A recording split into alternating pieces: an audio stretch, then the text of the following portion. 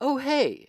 I'm glad you're here. This is the last episode of Season 10 of VHS. I'd like to thank everyone who was a guest, everyone who has listened. This season was edited by Haley Bowers, music by Jerry Smith, who just did the score to Dr. Death, which you can watch on Full Moon Streaming. Congratulations, Jerry. And episode art by Celine Cordero. Thank you all for your contributions. We are planning a pretty amazing Season 11, if I do say so myself. The other day, someone asked me if I was covering a sports movie or if I'd ever had someone on that plays sports. And I can honestly say that I've thought about many professions, but sports was never one that entered my mind. Like, not once. I'm not a hater on the subject, I've just always been sort of outside of it. And it also feels strange that it's probably the only profession where people will wear your work clothes but not do your job. They just put on the same outfit that you wear at work and then they go to Costco. Imagine if that was reversed, like Michael Jordan playing basketball dressed as a train conductor because he thought trains were pretty sweet. Like, that would be weird. Here comes Larry Bird to the court in an apron as he loves those curly fries at TGIF. Like, it just doesn't work. Or, ladies and gentlemen, Clyde Drexler scoring a 3-point shot at the top of the key despite being dressed head to toe as a penguin. The Drex can't get enough of those penguins from Madagascar. See, it's weird. It's weird when it goes that way. But when someone wears a basketball work shirt to the food court of a mall, not weird. I am weird because I just called a jersey a basketball work shirt. Also, imagine walking up to a dentist who just cleaned someone else's teeth and saying, "We did it!" Like, that's weird. But saying it at a sports match that you had nothing to do with is quite common behavior. There's a lot to unpack here. Who knows, maybe season 11 will be the one. Probably not. But thanks again for listening. While we're on break, please check out the episodes you've missed. Each guest really brings something special to the show. Now let's get to the episode, as it's about my favorite new watch from October. This episode is brimming with the celebration of entertainment, and we have a wonderful guest. So let's kick it off. The film is The Cat from 1992. The guest is Dirk Smith, and this is VHS Presents New Releases and Late Returns.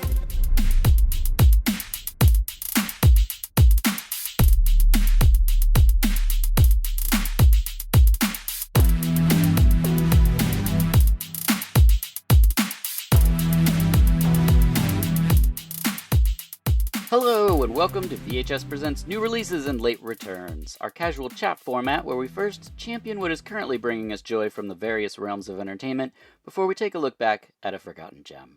I'm your host, Dirk Marshall, and you can find the podcast on Twitter and Instagram at VHUS_podcast. I'm Dirk Marshall on Letterboxd, although I'm not on there a lot. Also, I'm Dirk Zaster on Instagram if you want to see my life that involves movies sometimes. It's posted there. For this episode, I'm joined by writer and podcast guest Dirk Smith. Thank you for being here. Thank you for having me. Now, on Twitter and TikTok, you're Darathus, is that correct? Darathus, yeah. Darathus. Right. What is that? It is actually a long story, but it was a friend's birth name. He was part of a cult. Whoa. And he was supposedly like the dragon reborn. Oh. And like Bruce Lee or a different type of dragon? Like a dark messiah type thing. Wow. Yeah. The joys of being in Astoria, Oregon. He ended up growing up and out of that, and he told me about it, and I thought it was a cool name for a role-playing character, and then I just kept using it online. Yeah, that's great. Consistent. And it's available everywhere, so that's handy as well. So yeah, right. You recently wrote a great article at Neon Splatter. I don't know if it's recently, but I just recently read it. I love the work of Fred Olen Ray, and you had an interview on there. Yeah, got an interview with the director Henrik Kudo, who recently worked with Fred Olen Ray as a producer for a short TV series called Boggy Creek, and it's a Monster of the Week episode series basically where they deal with Sasquatch in the Boggy Creek area. He fights off various things that happen. There's ghosts, there's otherworldly creatures that are involved. Brink Stevens shows up in an episode. They have Eric Roberts as the narrator for the intro. But yeah, it was a fun time getting to interview a now friend, Henrik, who directed it, but he was basically brought on by Fred Olen Ray, and then they worked together in getting it produced and out and distributed. That's so cool. Yeah. Any other articles you want to throw out there? That's the last one I read. I have a couple of different ones on Neon Splatter. There's also their section, my mixtapes and masterpiece. I did a mixtape playlist for cover songs that are in movie soundtracks, Oh, nice. which is a lot of fun. So, and I tried to get just one song per movie soundtrack per artist as well. So that limited me down Right. quite a bit, but I was still able to pull up a pretty good list. And they also all had to be available for streaming as well on YouTube and Spotify. So that also limited it. So there Right. are a few also honorable mentions that I wanted that weren't unfortunately available for streaming, but that's a lot of fun that I had getting that created as well. If I was a band and had the opportunity to do a cover for a soundtrack, I would do the Dragnet rap just because it would be interesting to have a song that's about Dragnet on someone else's soundtrack. Or like the Maniac Cop 2 Yeah, rap. That would be yeah. You're like, this is a what's cover. It's what's what the you movie wanted. about? It doesn't matter. It's we're singing about Maniac Cop. I also think it's so weird when there's this isn't now we're not talking about covers, but songs that are about the movies. But the Bobby Brown song about Ghostbusters 2 is like so specific to the plot that it's really weird when you break it down lyrically. They tried to battle our boys. That's not legal. Yeah, it's so okay. Anyway, I don't want to get too into that, but Yeah. oh, so it looks like it's time for new releases where we shout out what is currently bringing us joy from the realms of entertainment, and we start with print. Anything you're currently reading? Yeah, actually, I need to pick it back up again, especially now with the new announcement. But I'm reading Clown on a Cornfield 2, Friendo Lives by Oh, Adam Caesar, awesome. and want to pick that up because they just announced that the first book is actually option for a movie directed by the same director as Tucker and Dale versus Evil. So that's pretty exciting. And they also announced a third book is also on the way too. So yeah, I definitely need to finish that up. It's really good so far. The first book is awesome for young adult thriller slash slasher. It's pretty brutal. So it's a good gateway for younger readers. And then the other thing I'm reading is A Convenient Parallel Dimension, subtitle How Ghostbusters Slimed Us Forever by James Oh, Green Jr. And that is a book all about the Ghostbusters series, how it came about. It's extremely well documented and researched. There's 66 pages of footnotes and sources for it whoa. to give you an idea of how, yeah, it's very well sourced out for this. There's photos from behind the scenes, finding like the lineage of, how they came up with the title, how it went from the two separate words Ghostbusters to Ghostbusters altogether as Right. one. It just goes into all that, so that's pretty awesome as well. That's But wild. those are the main ones that I'm reading right now. Awesome. Okay, I have two as well. I'm reading Wishmaster, the novelization. I recently, in the last couple of years, started getting into the horror novelizations because I got the Cruel Jaws one, and I read that, and it was so fun. And so, yeah, for birthdays or Christmas time, my family gets me one or two of these. And it's very fun. And that's with Encyclopocalypse that's publishing that, I think. It is, yeah, you're correct. Yeah, and they've actually putting out quite a few of them now. I think I actually just ordered a few of them. I'm trying to remember which ones I got. I just read Um, Creature and gosh, nice. I can't see what the other one is over there. I really like these. Cruel Jaws is not from this company, but Yeah, that novelization is wildly entertaining. It's really really fun. The Wishmaster one is I just have started it, and then the other book nice. is History of Electronic Ooh, Music. It's called Live Wires by Daniel Warner, and it's really good. It's about the kind of the artists, but it's also about the technology and the keyboards themselves and things. So it's really good. I'm a huge fan of oh wow. electronic music and the early composition days and things. So I'm very thankful. My wife found that one for me. I'd never even heard of it. So I was Yeah, I haven't heard that one either. That sounds really interesting. yeah, I was reading a bunch of just Throbbing Gristle and about the origin of Coil and all these bands and I'm a huge fan and so this kind of fits in there so I can read about these early Moog synth pioneers, etc., etc. Yeah, that's great. And that's it for reading, which means we can move on to music. Anything you're currently listening to music-wise? So I have ADHD, so I'm all over the place in general, but especially in music. I love it. So I listen to all over the place, but I picked four four albums that have Perfect. been in pretty heavy rotation lately. So the first one is an album called As Luck Would Have It by the Beatnik Bandits. Oh, They're kind of a folky Americana classic rock style.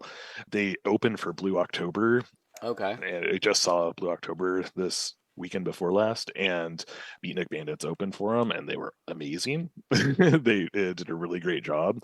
So ever since have been listening to them. And then next album is Juno by the artist Remy Wolf, and she's kind of an alterna pop Okay. singer slash kind of rapper. Um, Less problematic Doja Cat is what I like to refer to her as, Nice. but super catchy lyrics. She'll reference everything to like, fast food to human centipede to everything Oh, in her song. a And gross it's like transition. just like all over the place. It's all over the place. Yeah.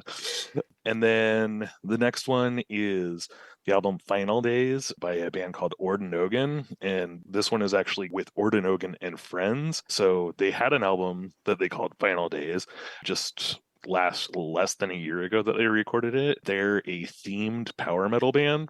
So Whoa. every album is a different theme and kind of style. This last one was post-apocalyptic, almost cyberpunkish. Okay. I'm So in. it's kind of like on the edge of both of those. And so this album is every song is a collab with another artist joining them to cover the song. So that's a lot of fun too, just hearing different variations of the songs. That's not quite a remix, but they'll bring on different singers and add in a couple of different extra guitar solos and stuff like that. So fun twist on that. And what was that? It's called Final Days by Orden Ogan and Orden. Friends. Orden Ogan. Okay. Yeah, they're, I believe, a German power metal band. But yeah, they're a lot of fun. So, like, one album will be a concept album about gunslingers in the West. The next one will be about pirates. The next one will be about barbarians. Great. So, yeah, it's all over the place. Every new album is a little different for their themes, but so definitely a fun band to check out. And then the last one that I had is Kill the Messenger by a band called Mojave Phone Booth. They're a Hmm. dark wave kind of a gothy synthy band. And the Kill the Messenger, it's an EP that they just recently released. It had an album out like 6 years ago, and then they kind of halted for a little bit, and then so they're re-recording stuff now. So Nice. pretty cool, catchy, but definitely dark and synthy stuff. So that Well, I'll check a lot that of out. fun. I haven't heard that. Yeah, Okay. I have Pub. They put an album out in 2021 called Single, and they're like down tempo, deep techno, brain dance, electro ambient dub. Any of those words kind of could be described. It's like your 8 to 12 minute long swirling compositions that just kind of sprawl. And I like this kind of stuff for when I'm doing show notes or things where I yeah, don't need distractions and I just need something that just kind of goes forever. that's perfect for work or writing music. Yes, yeah, it's Yeah, really good. They put an EP out called Summer. It was two songs, I think, that were each like 18 minutes long in the year 2000. And then I just didn't hear anything from them because they didn't put anything out for like 20 years. And then they put this album out, and they just put out a new EP called Autumn. And it was one of those things that I listened to that first EP so much that it's like such a specific time of my life where I was listening to it that their sound just brought me back to that. And so I just put that album on, and it was playing up until the point where we started talking. So I'm that's really, awesome. yeah, I'm really enjoying that. That's Pub. And then next is Ritual Veil. So they have two EPs, Wolf of the Night and Keep Looking Down, I think is the other one. My wife Sarah and I just went to Coffin Club, which is a horror themed goth bar and venue here in Portland, and we saw them play. And they were like the opening band, and it's like two guys, and they blew us away. We were just like, what? Like, and then it turns out they are from here. So it's basically, they sound sort of like a goth OMD or a Bronski beat mixed with Mark Almond of Soft Cell. It's like that kind of thing. It's like Wow. super 80s. Every turn the songs make, you're kind of like, oh, this is awesome. Oh, this is great. They're really good. So that's Ritual Veil. And then lastly, Clark just put out a new album. 05-10 is the name of it. For shorthand with Clark, I would say it's like a harder hitting, more percussive focused Aphex Twin kind of thing. They're both very different stylistically, but I think that puts you mentally in the ballpark with them. It's one guy, it's like it's instrumental, it's abstract, but it's more like dance beat oriented, I would say. Like I wouldn't put on Aphex Twin and be like, "All right, let's dance." But this stuff is like way more like there's some drum and bass stuff in there and whatnot.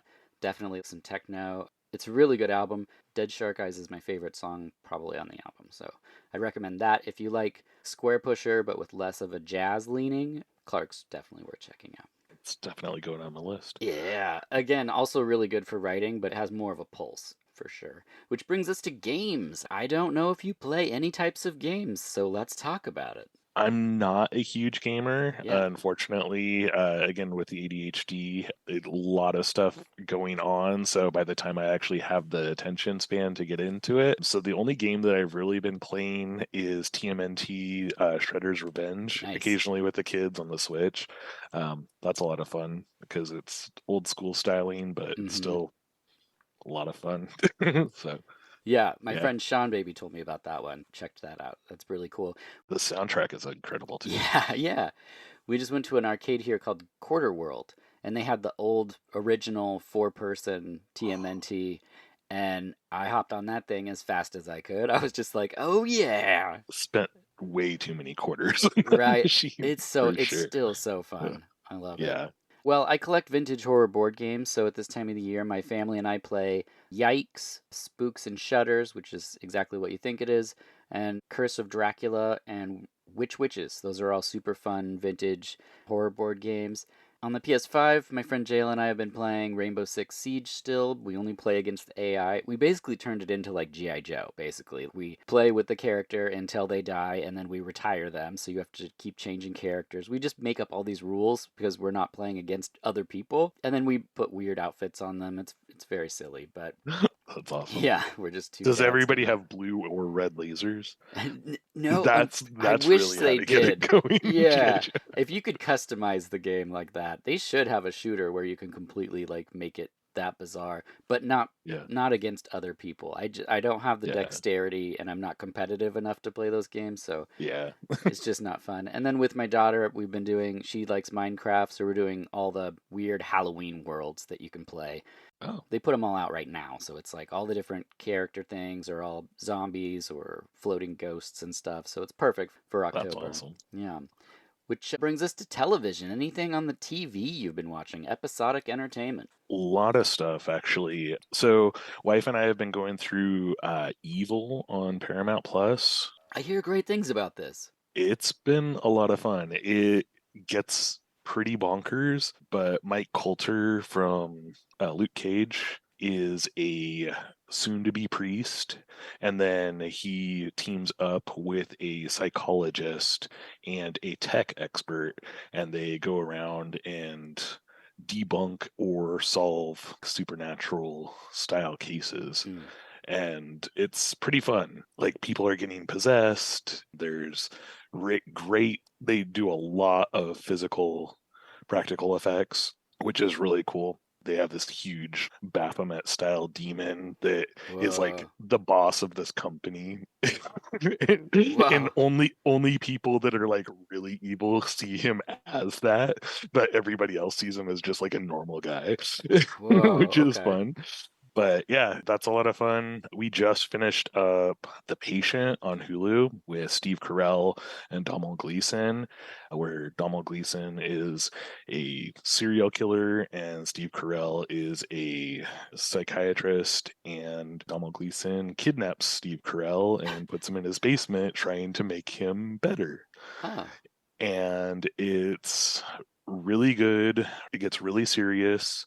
There is some funny stuff to it. Both Yeah. of them have a little bit of comedic aspect, but they can make just about anything funny. Yeah. But the last episode we watched today, and both the wife and I were like sobbing we were Oh, watching it. jeez. So it gets serious, and it definitely plays with your emotions. So be forewarned if you check that out.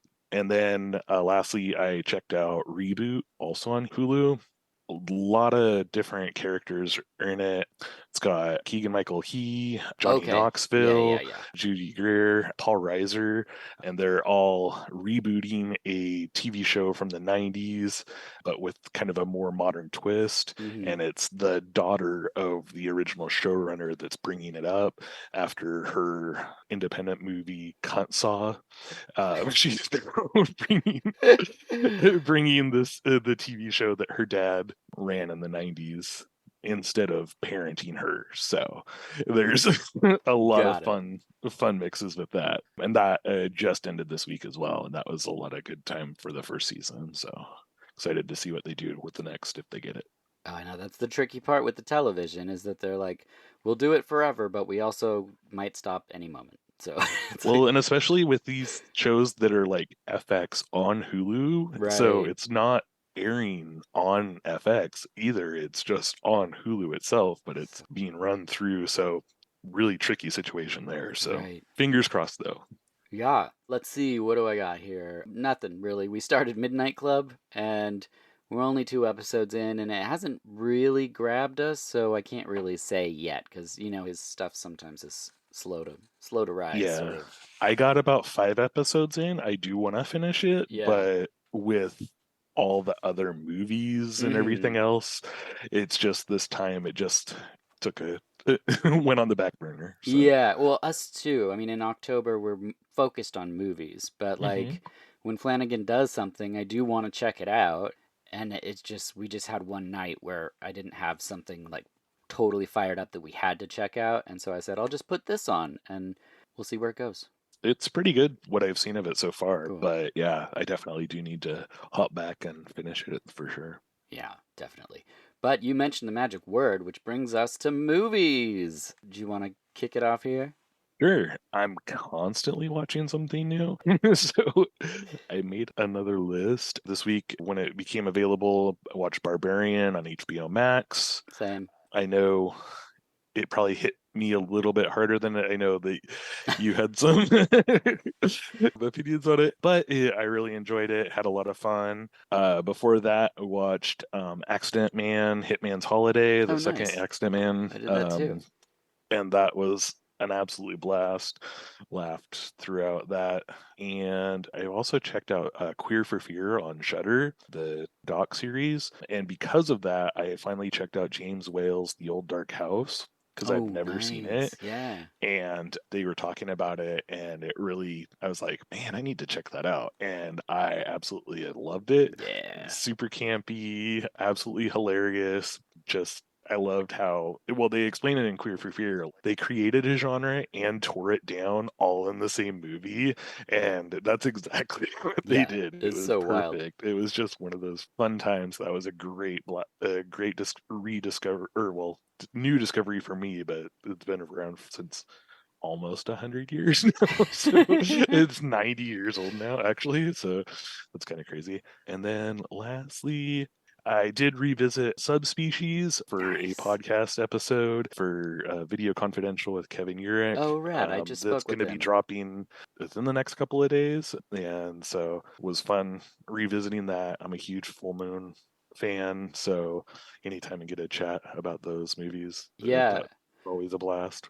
I've been showing my wife a subspecies every year starting last year. So Yeah, it's been very fun. heard the discussion about the Yes. Subspecies 2, Yeah.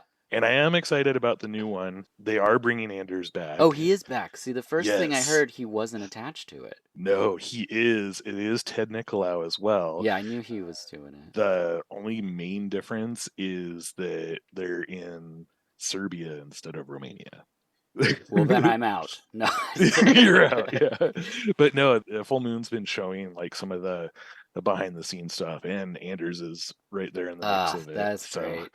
I'm so glad that he's back for it because Yeah. you can't have Radu without. That's the thing. I was like, why would you make a subspecies without Radu? But I think it was Yeah. just an early announcement, and I just went Mhm. to IMDb or whatever happened. He wasn't attached, but I'm so Oh yeah, relieved that he is. no, That's great.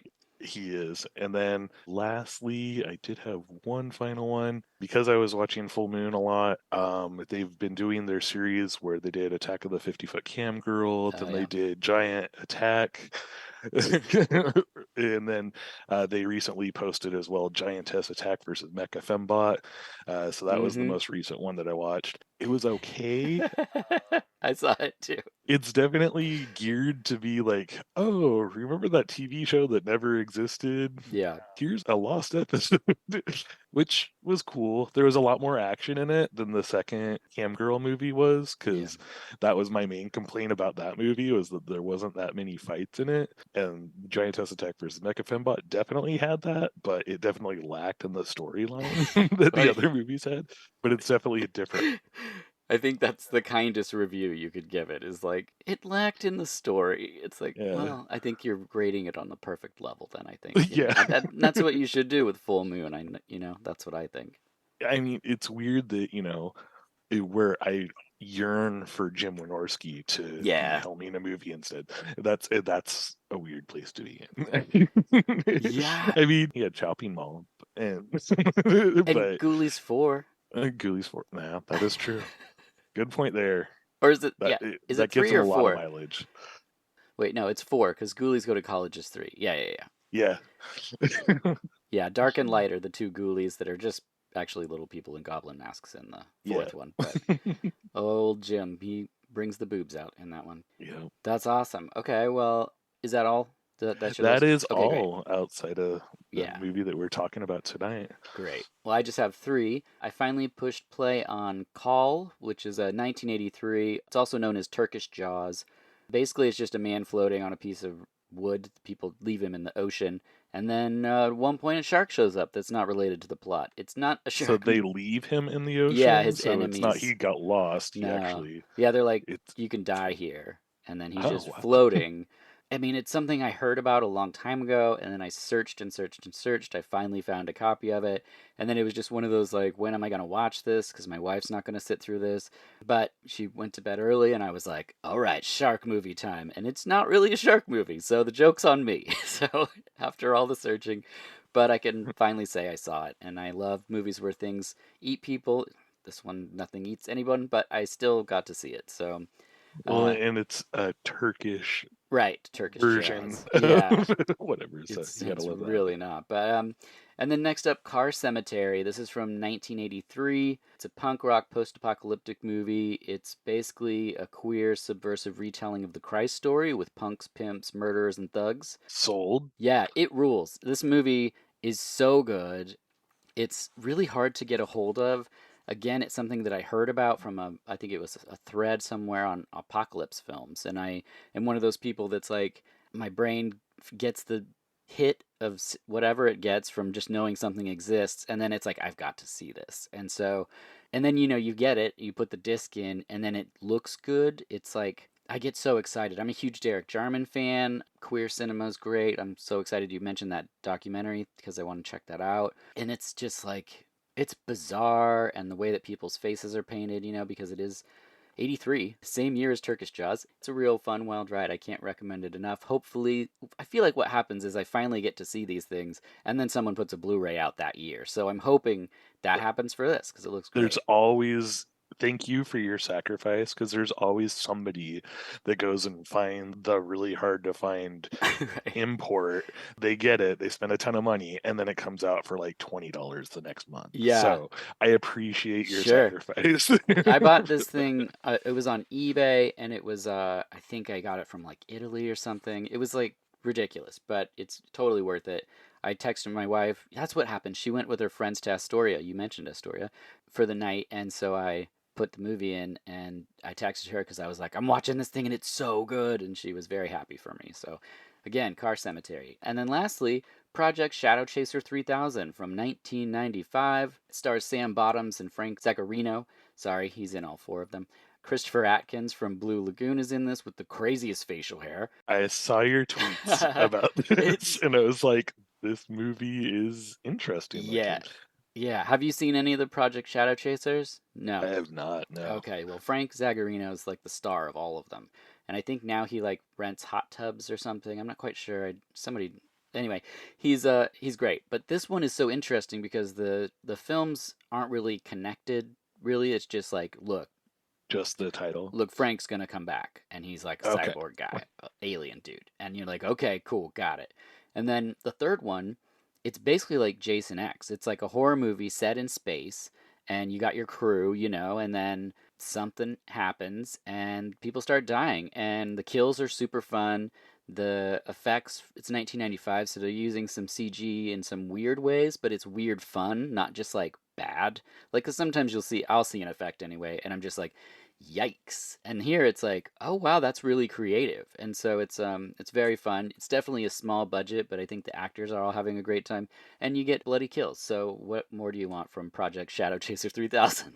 That's amazing. Yeah. Yeah. All right, well that brings us to our late return. We're talking about The Cat from 1992, aka Thousand Year Cat, aka Lao Mao, aka Wisely's Old Cat, aka a bunch of others, but we're just going to call it The Cat. This film's directed by Lam Nai Kai, I think is how it's said. That was a better option than I was going to come up with. So, yeah.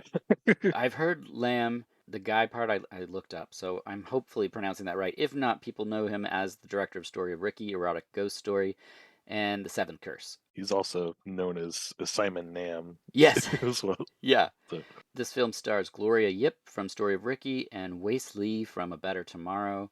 The synopsis, okay, everyone, if you're listening and haven't heard of The Cat, get ready for the synopsis. buckle up. An adaptation of the novel Old Cat. A cat from outer space teams with a young alien girl. Again, a cat from outer space teams with a young alien girl and her knight. That's right, with a K. Along with an adventure novelist named Wisely to fight a murderous alien that possesses people. Now, I was not playing Mad Libs just now. That's the actual synopsis for The Cat. Again, directed by the director of The Story of Ricky. Yeah, yeah. And The Seventh Curse. What's your history with this director? Have you seen a lot of his work? I have only seen The Story of Ricky, unfortunately. Oh, that's I've great. heard of The Seventh Curse, and I just haven't had a chance to track it down. Yeah. But The Story of Ricky is, I remember seeing it on back first, just the clips from Craig Kilborn's Daily Show. Aging myself dramatically, That's great. but them showing that, I was like, I need to find out what this movie is. And thankfully, so I was living in actually Astoria at the time, as we come back around, Yeah. and went down to the video store on the other side of my block. Perfect place for a video store is when you're just on the other side of the block. Yeah. They actually moved, but they're still open. Yeah. But they went there and they ended up having The Story of Ricky, rented it, absolutely loved it. And yeah, that was back in like 99, and I've been a fan of it ever since. So I've just not seen any of his other stuff. So this was a treat. I'm curious as to why this was his last movie, though. Yeah, I know. It's also really hard to see. Story of Ricky has now been put out on Blu-ray and everything. For a while, you could only get it like DVDs or bootlegs. Erotic Ghost Story is out on Blu-ray. Seventh Curse got an awesome release this last year, but The Cat is elusive. So hopefully, again, this will be one of those years where The Cat comes back. But yeah, I love this director. I love the wild choices. To to go back when we were talking about films, I was talking in our Discord about the movie Barbarian. I liked Barbarian for people that are listening. I just didn't think it was wild. And then you watched this movie and you're like, oh, I think I know why Dirk didn't think that this was that wild. And Yeah, this movie will make any other movie look pale. yeah, this played in theaters. I mean, there, not here in the States, but like, I can't imagine. It's 1992 and you go to the theater and this is what you get to Yeah. see. They're so lucky. So you and Ryan were giggling nonstop for carnival magic. Yes. And this makes carnival magic look This thing, first of all, How much do you love the Golden Harvest logo? Because it's so great. Every time it begins, I'm like, I love Yeah, this. I love this. it's incredible It looking. starts the movie off with like really good street cred. Yes.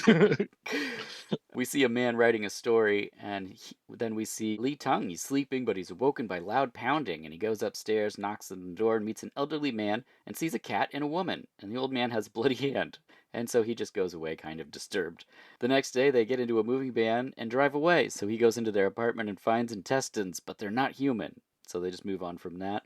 And then his Well, he thinks they're a child's right, first yes, until because the cops laugh at him and it's like, no, it's just a cat's. yeah, He's like, there's still a cat's intestines. yeah, they don't care. They're just like whatever. His friends and Lee dive into some crabs and some wine. Lee doesn't know how to open the crab. That's right. It gets to Yeah, the meat, and he's also not used to the wine because he's not from Hong Kong. And people in right. Hong Kong can just drink whenever they want to. Yeah, yeah. There's so many important plot points in this movie. Next, we're in a sewer, and slime floods into a man's face, and he's reanimated. Yeah, amazing reverse Yeah, filming shot as an old man was just laying there and stuff like spews out of him, but yeah, they then play it back in reverse for us, and yeah, it's incredible yeah. and disgusting. Yes, I love how gross this movie is. I love the effects in this thing. I don't think it's possible to think of a wilder choice for these special effects shots. I No. don't think like we'll get to it. All right. Next, the cat and woman are stealing an artifact. Yeah, you heard that sentence right. And Errol, a man, drops from the ceiling and wraps up a security guard in a bag. Yeah, the trusty knight Errol. Yeah. So, oh man. Oh no, the slime man from the sewer's there, and his eyes fall out, and then a giant tentacle beast flies through the window and becomes a giant wild jellyfish monster that starts eating people. Yeah, I love how the eyes didn't just fall out. They like Oh yeah. popped out Yeah. bloodily and Yeah. then he burst through the window as like a giant slug demon. Yeah. And that sets off the alarm. The Yes. stealing of the artifact didn't. So No. that's when the guards show up and then they're killed. And the girl screams a whole bunch, Yeah. but somehow they get away. Yep. Well, they just jump out a window. It's pretty amazing. There's a lot of window jumping in this movie. There is. The guy writing the story investigates the moving company, and then the cat watches the girl levitate and fly around. She can fly, yeah. And then the And cat surprisingly, the cat is surprised by this. and then the cat climbs up the TV antenna because it can't fly. That's ridiculous. Yet, it's an amazing scene. This should be memed. I don't know how you'd find it Oh, because you just type in the cat, you get all kinds of other cat stuff, but yeah. her just Her flying around is so and then wonderful. dancing around on the TV antenna. Yeah, Yes. it's pretty incredible.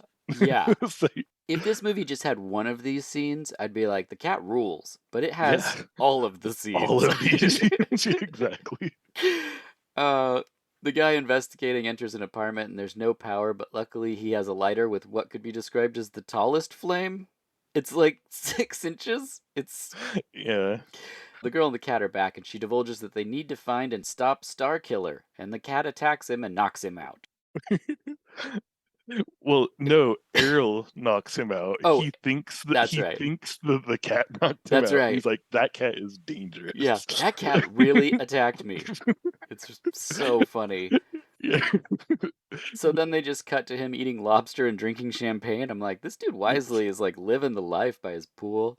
Definitely. And And then then his girlfriend shows up soaking in she's sweat. she's so Just sweaty.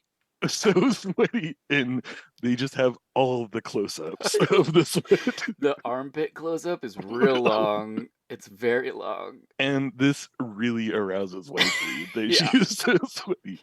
And he, yeah, definitely makes his move. What's so weird is that she says, like, he tries to pot her a couple times, and then she says, I want to take a bath, right? Which could Yeah. be an invitation for him. But so he Yeah. does what any guy would do. He just Yeah. stands up and throws her in the pool Yeah, as you do. and leaves.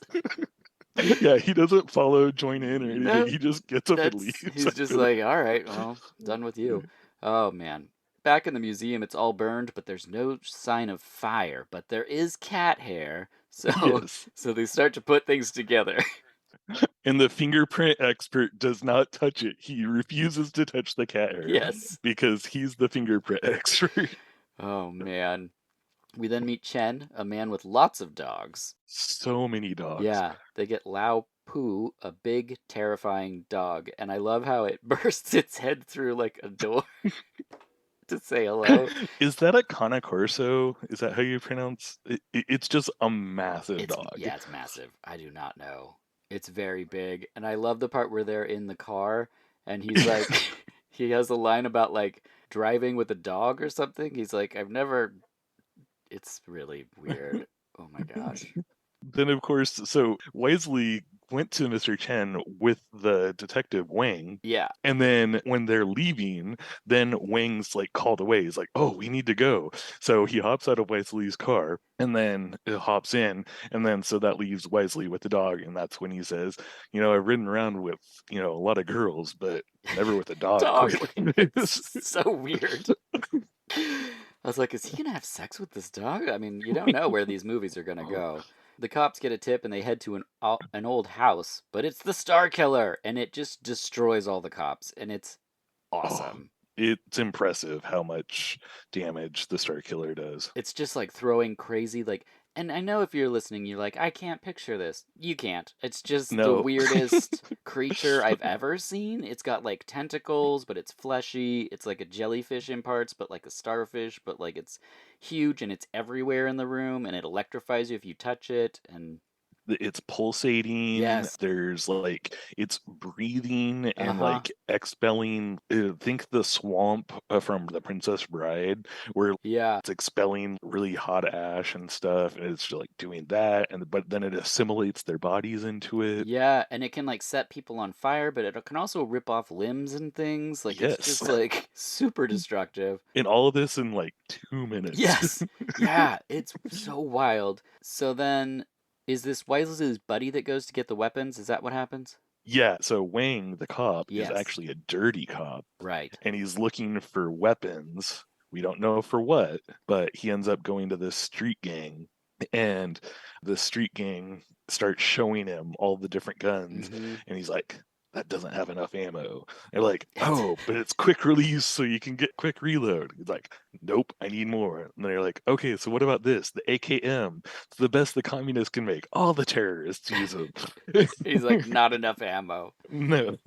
He's like this one shoots really fast. He's like no, and they keep showing him all these badass guns. Yeah. At this point, he's possessed by a Star Killer or whatever, right? We don't find that out yet. No, but we kind of know. Kind of. Yeah. We know something's off with Wang. Right. But they're like going through all the guns, and then they're like, okay, so when are you gonna pay us? And he's like, collect it from hell. And then Yes. they're like laughing, and he's like, that wasn't a joke. And I intend to finish with your mom too. Yeah. That He's like really gets a rise out of they're, them. yeah, they're Like, like, what? what? And then he kills everybody. It's Yes. amazing. And they try to shoot him, but he just laughs it off. And Yep. and another scene, just like we just described, where it's like 2 minutes of just total insane carnage. Yeah. Because he's also like they're in a small room, and he's just like shooting holes through like metal, and it is so wild. And then he puts a grenade in a man's mouth, and it only blows his head up, which is my Yes. favorite part. But then he says in English, bye bye, as he's Yes. walking away from the explosion. Yeah, it's a perfect script. Yes. Then our main man Wisely is watching the last artifact, and the cat shows up.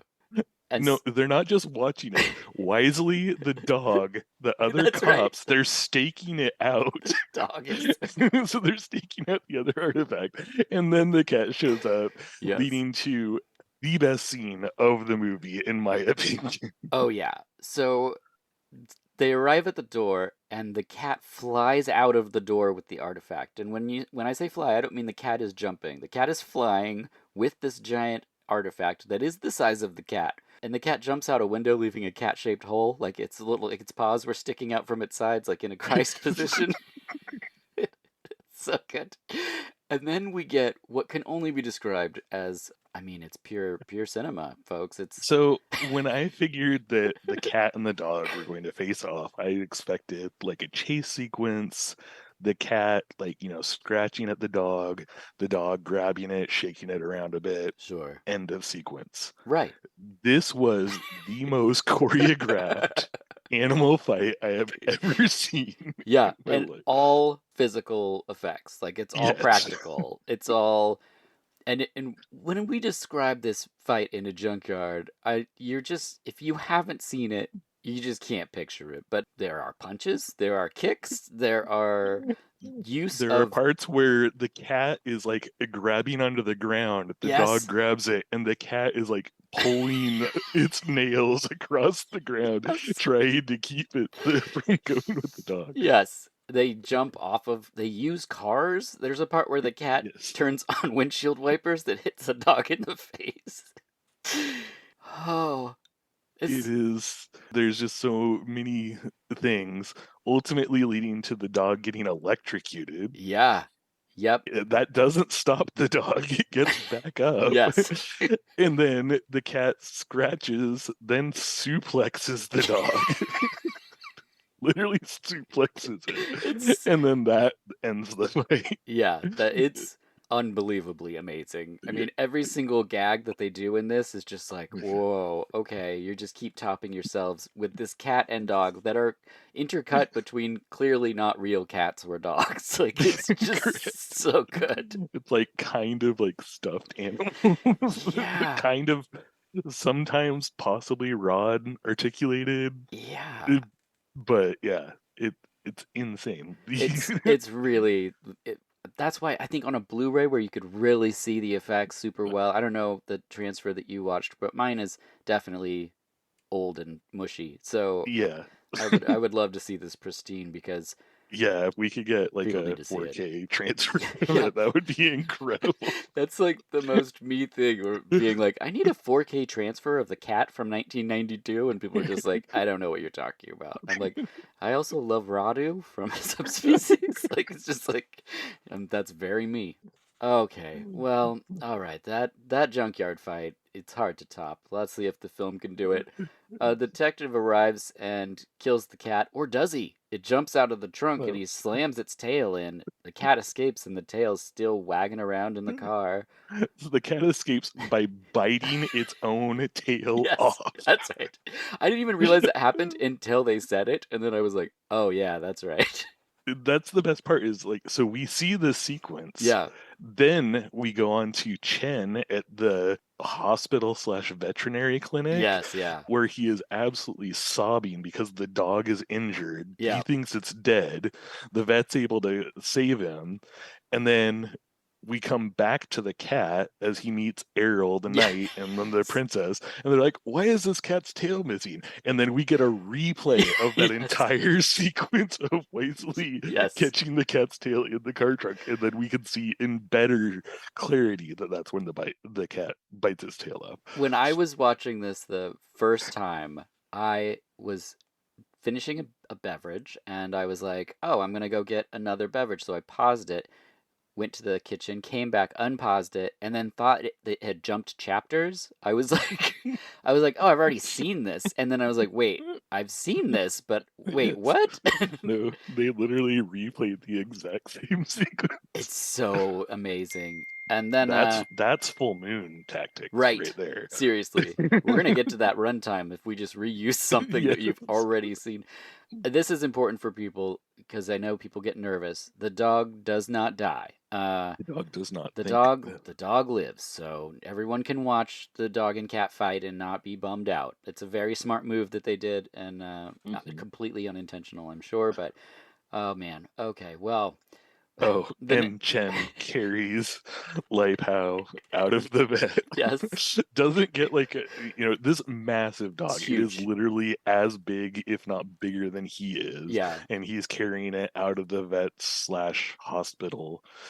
we can't really tell Yeah. what it It's is. really I was just like, I guess this is a veterinarian, also Yeah. hospital. And then they bring up that, oh yeah, by the way, that tail that you brought in, why did you bring in a tail This from is a cat that's yeah. been dead for years? Yes, this is my one of my favorite lines in it is that he's Wisely says he analyzed the tail, which I instantly was like in this movie scratching my head like, well, that's weird. And then they say it belonged to a cat scores of years ago, which I was Yeah. like, you don't have to talk oldie talk when you're talking about old things. Like, scores is how we're measuring Yeah. things? Okay. This was my forefather's cat. Okay, well, the cat arrives with the girl and Errol, and she tells Wisely they're not Earthmen, which I'm like, yeah, no kidding. Like, that's Yeah. very obvious. Did we also mention the part that the cat took Wisely's girlfriend hostage as they have this standoff over Right. getting the tail back? Yeah, that's true. That is important. Yeah. They also reveal that the cat needs its tail so they can leave Earth. And then we Yes. get what can only be described as the best special effect for reattaching a cat's tail. As you would expect from this movie where Yeah. there's been insane special Oh effects. my So yeah. gosh, it's the best. It's like always the wildest choice. You're like, she's gonna put the tail on against the cat's body, and then it has a tail, and you're like, or it has a giant beam of light between the tail Yes. and the cat's ass, and she's slowly putting the tail up to the cat. It's like, I love this. I love this movie. And then Wing shows up Oh my outside. gosh. So the baddie with all the guns, first he has to cock and load them all, and then he climbs the Literally all the all the guns. guns. And they're not loaded. So No. he has to load all of them. So he proceeds to load all of them Yes. as they're all talking. Oh man. And then he climbs the cliffs, which are probably a couple miles high, it appears. Yes. It's oh my gosh. He gets up the cliffs. Then I just called him bad dude, but he blasts through all the windows with a shotgun that holds 400 shotgun shells or something like that. But he, At for some least. reason, doesn't aim at them. It's like every window, he's just like, you'll have to replace all of these. Also, this movie is obsessed with vodka, and setting a vodka on fire is like, Yes. it's really They're important. like, hey, we have a lot of access to vodka. We Yeah. are going to make all the Molotov cocktails. And they do. And that's what Wisely does. Yeah. That's how he fights back. When he first threw them, I thought he was throwing them at the guy, and I was like, that is the worst throw on Yeah. film. But what he's doing is he's creating a firewall, people, so that the guy with all the guns can't get to them. But they Yes. don't know that he's part Star Killer, so he just walks through the fire, unfortunately scorching his retina, so he can't really see them anymore. It's so good. Yeah, it's so good. He just starts blasting books. They're just shooting books for a good solid Yes. 10 minutes in this movie. So the shotgun is it's got a full on, I can't even describe it. It's just like this huge, it's basically like a Tommy gun. Yeah, drum. Drum Yeah. on it. That's just like, you'd think he would only be able to shoot like 6 shots from it, but he's just like, we don't ever see him reload ever. Yeah. And he's just like unloading on that thing. Just keeps going. Just nonstop. And it's hilarious because yeah, he's not hitting them at all. No. It's all the house. That it's like all collateral damage. Yeah, it's all the 1 million books Wisely has in his house. Well, if you're a novelist, you better have a lot of books. Yeah. This dude's he's just basically costing Wisely a lot of money. He's first the windows, then the books. Then Wisely throws a gas tank at him, and the guy jumps and spin kicks it back at Wisely, and it explodes because he shoots it. But oh my gosh. And then shoots the gas tank. It's so that he cool. expected. That was an incredible shot. Yeah. Yeah, it's so great. They eventually, the fight takes them up on the roof where the bad dude gets electrocuted and falls and breaks all his bones, which he then, is he fixing Keep his in mind, he bones? got electrocuted from taking the wire from a generator. Yes. Wisely took the Yeah. wire from the generator and then threw it at Wing. And then, he falls off the roof of the house. Yep. And then Wing starts to prepare grenades. Yes. He's just like popping pins left and right. Well, first his and like then, arms and stuff are broken or something. He's like doing something with his bones that I wasn't quite sure what was happening. Yeah, so he's like healing himself and popping the pins off these grenades. And then Errol decides, I'm going to... This is the weirdest move. Jump through the fire. Jumping at Wing. Pulls his hood up, douses himself with vodka, sets himself That's on what he fire, does. He sets and himself then on fire. jumps on him. It's like, why? And pushing them into the pool. Yeah. that is also on fire. Yes, the pool is on fire too. In case we didn't mention that part. So now the girl is sad because without Errol, they don't have the three of them, so they're not Right. able to return to their star. They don't know how to get home. However, there's this huge telescope, and she looks into it and immediately is able to find their home star. Yeah, they go up what could only be described as a lighthouse tower that somehow has the world's largest telescope at the top, and they open it, and it is just pointed right at her home, Yeah, and she finds she it. immediately finds it. Yeah. And then the octagon starts to send a pulse to her home, Yeah. like E.T. sending his signal on Halloween night. And this part is another part of the never ending cavalcade of me going, this is the best movie ever, because they contact their star, and at the same time, we learn that the cat's body is a weapon. Yes. And the second she's like, the cat's body is a weapon, I was like, I'm all in. I am And here for this. they're like, wait, the cat's a weapon? Yeah. Why haven't we been using it yet? And I was like, it's not ready yet. Yeah, We it's have to got it. wait till they get the pulse back. Yeah, we need the So other we, charged artifact or something. yeah. Yeah, so they go to this cool hangout spot where they think maybe Starkiller will be, and this goo starts pouring out of the vents in this Oh my room of God. people just hanging out, and then the tentacle beast explodes.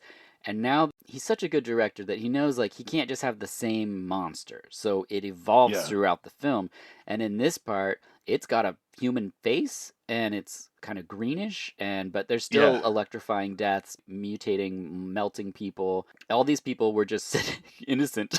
So it's really Well, they were at the police station. right. So it's all the cops and all the people at the police Yeah. station that are And they were just like getting having lunch. annihilated and becoming assimilated into this that's already a massive thing because Yeah. it's assimilated all the gang members, Yep. all the cops that were in the first thing, and now they're at the police station just like getting more and more, and it's like growing up the walls of the Oh, police yeah. station. Yeah, Wisely and the lady are running upstairs, and the tentacle block thing just keeps on moving and growing and following him up the stairs.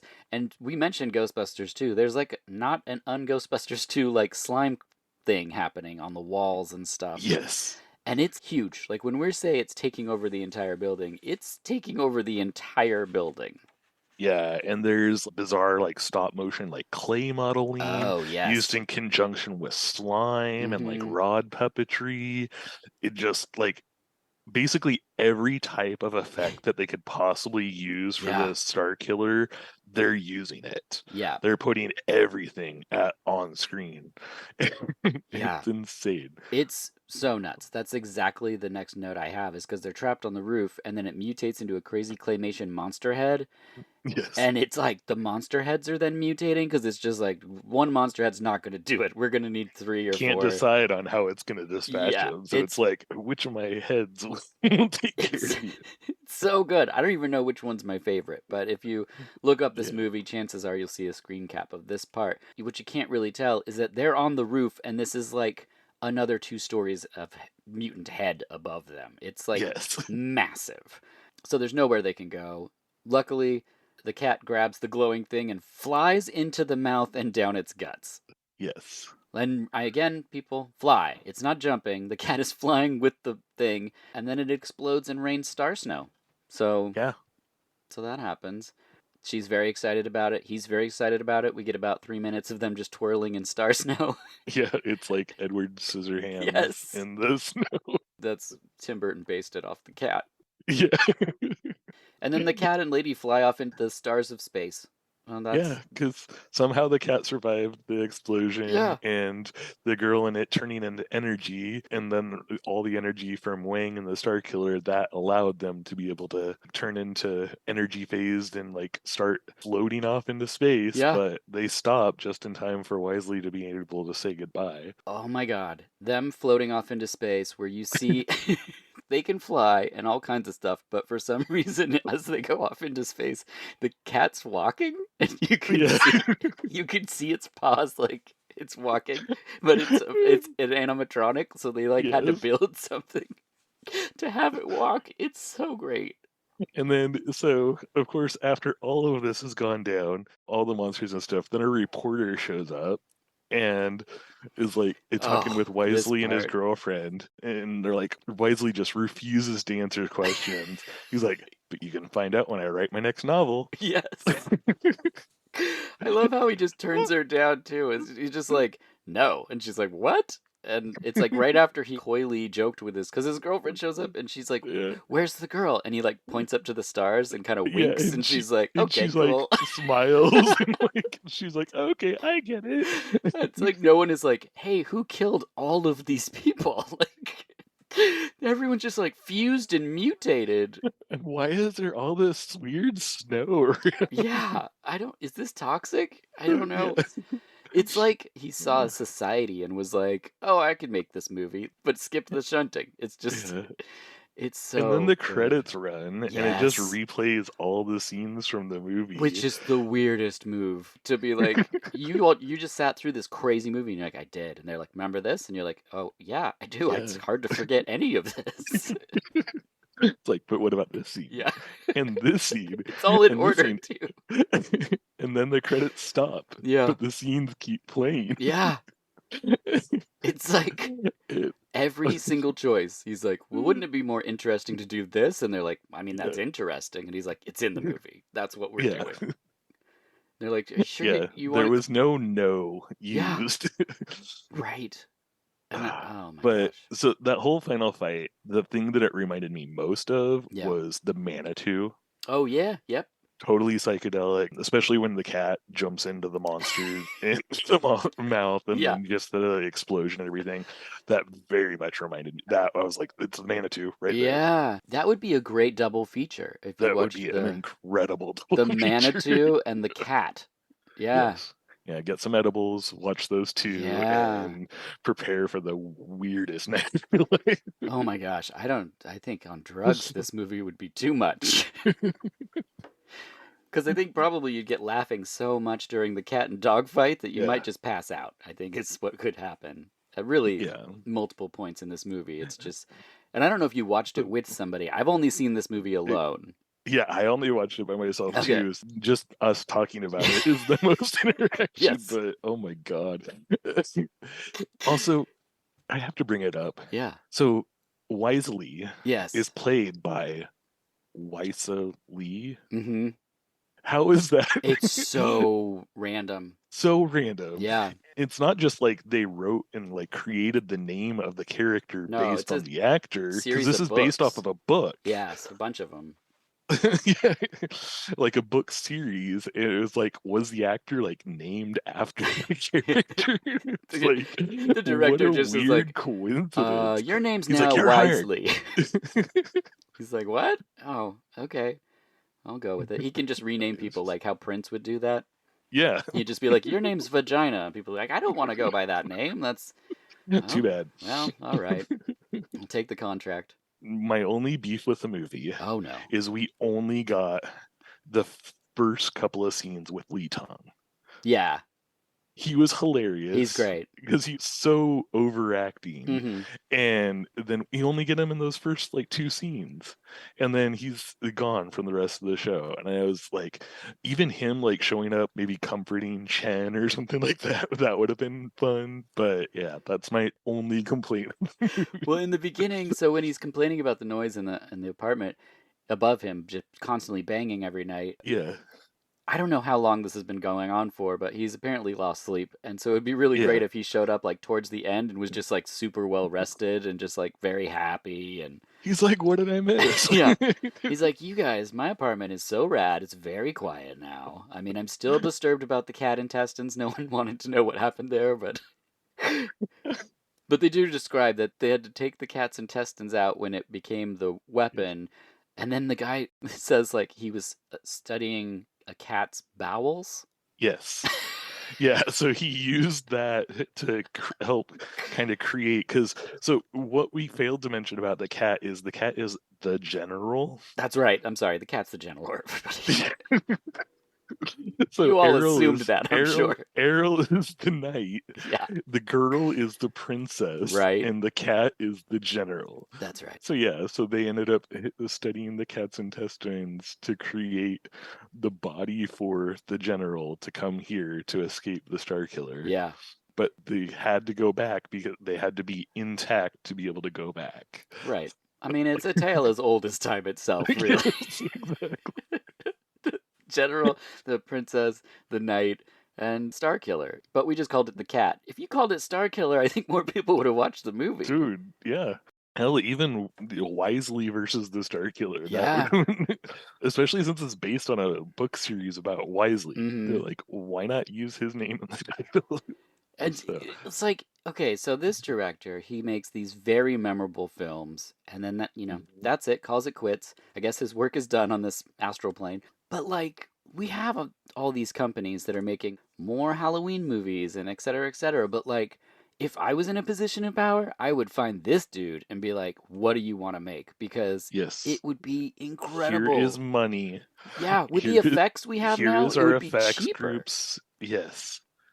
I mean, it would be It insane would if be, he was able to like blend like oh, CG with yeah. the physical practical effects. Oh my God, I can only imagine what he would be able to come up with. And he's still alive, I Yeah, I think think. so. Yeah. I looked up and I couldn't find anything. It's just like he literally like just retired after this movie. That's And I so. mean, what a way to go out. Yeah, But exactly. I mean, maybe he had nothing else left to say after he threw I mean, everything on it's screen in it's this. all in here. I would just love to see him do more. Like what he would do with today's technology would blow my mind. But he gave us Story of Ricky. He gave us The Seventh Curse, which I'm excited for you to watch that. Yes. And The Cat, I feel like those three are all Oh on my par God. and so wildly different from each other. Yeah. I'm curious to see what he did with Three Stooges Go Undercover. From what I've read, it's not related to the Three Stooges whatsoever. It's just a Hong Kong action movie That's how with like undercover they three are. guys. Yeah. You don't realize that's Yeah, Curly and it's not Shemp. yeah, it's not Larry Cohen Morley Yeah. on the mower Curly at all. No. Yeah, I haven't seen that one. I've seen Erotic Ghost Story, and I've seen Story, and I've seen Seventh Curse and The Cat, and that's my knowledge. But I've seen them so many times. I mean, Yeah, once I saw The Cat, I was like, I just watched this October. It was my favorite discovery of the month. Was finally tracking this down because it's so understandable. hard to find. And then I just watched it again the next night, and then I didn't need to for this, but I did watch it again. Yeah. I was like, I started it and I Yeah. was like, looks like we're watching the cat again. That's When amazing. she Yeah, dances on the no. TV antenna, I was just like, yep, It's so good. it's so great. Oh my God. You suggesting this, as soon as I read the synopsis, I was like, I am sold. I am in. I need to see this movie. I need this in my life. And I am so much better and more enriched in my life Yes. having seen it. So thank you. Yeah, I oh no, appreciate that. thank you for watching The Cat. It's a rare gem where you read a synopsis and go, there's no way the movie's as wild as this synopsis. And then the movie's like, oh yeah? It's like, bet. Yeah, done. And I just won. I took all your money. Any final thoughts on The Cat? Anything left on the Oh God, I don't. The scrapyard scene in Halloween Ends has nothing on the one right? in the cat. I mean, hands down, yeah, it has it beat. I mean, You know, that scene in Halloween Ends was pretty cool. That's probably my favorite scene in the movie. But yeah, no, the cat has it beat. You know what would have been amazing is if you're watching Halloween Ends, and if you're like me, you're kind of like underwhelmed on the whole experience, and Yeah. then it's a beat for beat shot of the fight in the junkyard in the cat. I would have been like, "This is amazing!" Like when Michael Yes. gets hit in the face by the windshield wipers, I'd be like, "This is the best thing ever!" Like there's Yeah. five of us on the planet that get what they're doing. Like And then it he's would have won dragging me the over. cat along the wall, Yeah, around. Oh my like someone jumps on Michael's back and God. pulls his head back and then flips him over onto the. Oh my Yeah, gosh. that Yeah. would be incredible. I would buy all three of the Blu-rays if that scene was Yeah. in there. Who has David Gordon Green's email so that we can get that in the director's cut? Right. Oh my gosh. Maybe he'll put it in the three Exorcist movies he's making. Yes. So, oh my gosh. Well, Oh, good. whew. Derek, thank you Oh, so much for watching The Cat and joining oh, me in this thank you episode. again. I haven't laughed this hard in a long time, so thank you. Oh, that's great. Let's remind people where they can find you. And are you currently working on any articles? So not any articles at the moment, but you can find me on Twitter and Letterboxd at Darathus, Darathus. I do have the articles that we mentioned earlier on neonsplatter.com. I also do a couple of guest podcast Oh, yeah. hosts showing on Super Network. My Twitter, in my pinned tweet, I have a self-promo thread, Yeah, that's great. so I link all of those there. I'm soon to be dropping it's the Video Confidential podcast that I talked about earlier about with Subspecies with Kevin Urich. Mm-hmm. And then also, depending upon where you're at, but tomorrow, the first episode for Bede versus the Living Dead is going to be dropping. It's Bede Germain. He's one of the guys from the Super Network podcast network. It's his own solo show that he's doing where he is covering Night of the Living Dead and all of the sequels slash remakes Well, slash variants that he's going to go, and he's just getting started, and I join in on the first episode, oh, and that's nice. going to be dropping very shortly. By the time this is available, it should be available, so Yeah, this be will on the come out lookout Tuesday. wherever podcasts are. Perfect. Fantastic. As always, I'm Dirk Marshall, and this has been VHS Presents New Releases and Late Returns.